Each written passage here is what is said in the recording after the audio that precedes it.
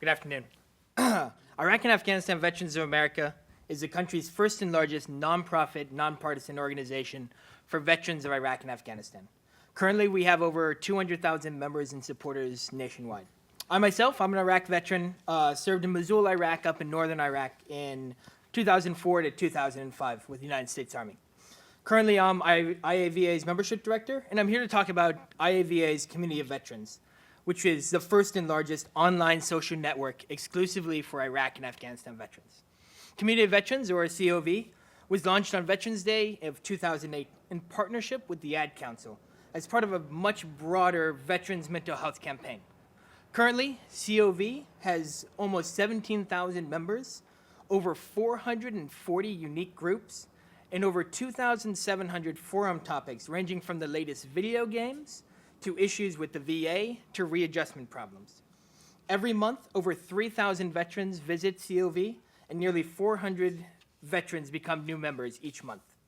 The truly unique part, though, about Community of Veterans and what sets it apart from nearly every other veteran and military social network is our requirement of verification of service in Iraq and Afghanistan. Every member is required to provide official documentation from the VA or the DoD, usually in the form of a DD-214, of his or her service in Iraq or Afghanistan. This means every member of COV is a confirmed veteran of these wars, building an instant sense of community among the other 17,000 members.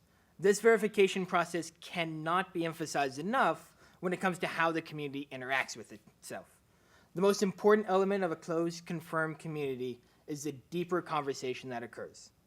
On a very, very regular basis, we have veterans talking about the very real effects of PTSD, TBI, from depression to relationship issues to suicide. We often compare the conversations on Facebook to those on COV, and the differences are stark. Where the conversations on Facebook can be angry, hateful, and cruel, the conversations on COV are supportive and understanding. When we have a troubled vet talking about the very real issues that he or she is facing, there is always another member there to support him or her. Since this current generation of veterans accounts for less than 1% of the total population of America, the feelings of isolation can be great. Take a veteran in rural Montana. It is possible and indeed likely that there is not another Iraq or Afghanistan veteran within 100 miles of him or her. It would be easy for them to feel like they are all alone and the only ones dealing with these issues.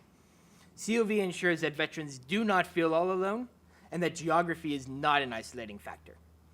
Through COV, Mikkel, an OIF/OEF veteran living in Denmark, has the opportunity to offer support to Andrew, a soldier currently in Iraq as part of Operation New Dawn.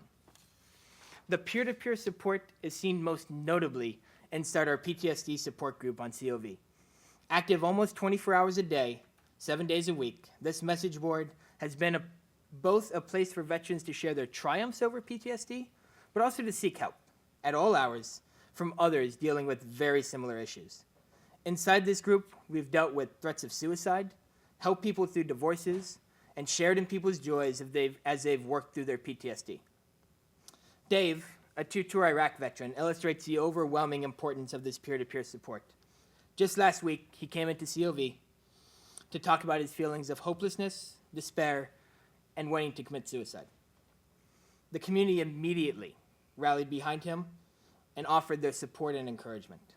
Last Thursday, when he was ready to end it all, it wasn't a call from the veteran crisis line that brought him back from the brink, but a call from Keith in Texas, a veteran he met on COV that kept him going. Thank you.